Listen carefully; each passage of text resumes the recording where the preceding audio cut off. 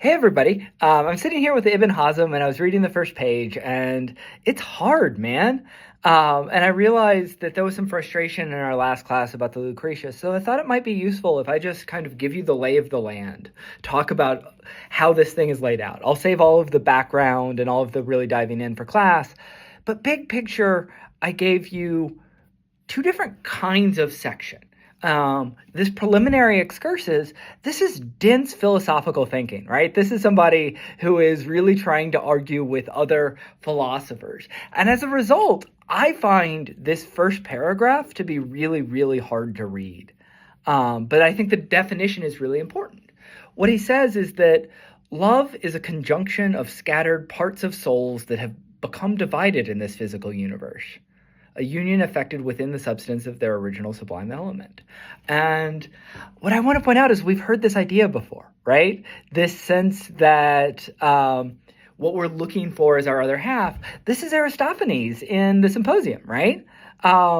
And what has happened is a discourse on love through Plato has moved through Arabic philosophy up to him, and he is responding to it. And you can see in this next sentence, look, I don't think that spirits are segmented spheres. We shouldn't read Aristophanes literally, but what I do think is that there's this affinity of their vital forces in the supernal world. Ibn Hazm fundamentally is a materialist. He believes that everything is made out of stuff. And he is trying to think through, how does an account of love that is based on souls or spirits relate to a materialist philosophy?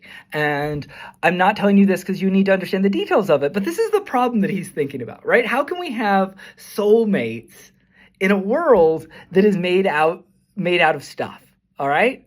And so if you scroll down a little bit, he's working through other ideas. He says, look, if love is about physical beauty, then people who weren't perfectly attractive would not find lovers, but they do, right? We know lots of people actually love people who are less attractive than other people. And again, if love is about a harmony of characters, if love is about finding somebody who is right for you, nobody who would love a person who is not right for them, right? And this is part of what's really distinctive to me about this thinking, is that he's heard all of the possible justifications of love, and he's going through and thinking about them and ruling them out. And what he gets to at the bottom of this page is that love is of different kinds, that you can love each other in God by doing good work. You can love each other because you work together. And ultimately, what is really interesting about this guy is that on the one hand, he's a philosopher, so he's always looking for the overarching story, right? And on the other hand, he's interested in the complexity of experience. He knows that loving your dog and loving your pastor and loving your spouse are different things. And he's trying to come up with a theory of love that is capacious enough to explain that. Hopefully that makes sense. And so there's this moment that I love where he says, okay, wait, if love is a fusion of souls, then why is it uneven, unequal? And his argument is because our souls have different abilities to sense what it is that we love in the other. And he has this incredible argument about the magnet and iron that we're going to hopefully talk about in class. Cool. So that's one part of this thing, is this philosophical opening that is dense and thick. And as long as you understand the stuff that I just went through, perfect. And then we get to these sections. And you'll notice each of these sections is about a different kind of falling in love or a different aspect of love. And here we can see him kind of rambling and just thinking about it. That you might fall in love with somebody just from seeing a description of them without ever meeting them. How does that fit in? And you might fall in love with somebody at first sight. And how does that fit in? And he's bouncing back and forth between telling stories and theorizing and writing these poems.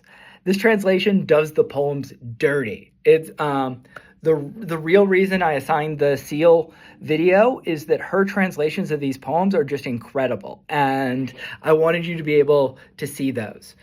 And then hopefully we're going to end class by paying attention to this incredible, incredible ending section where he is mourning the city that he lived in, where he is thinking about breakups and he is thinking about death.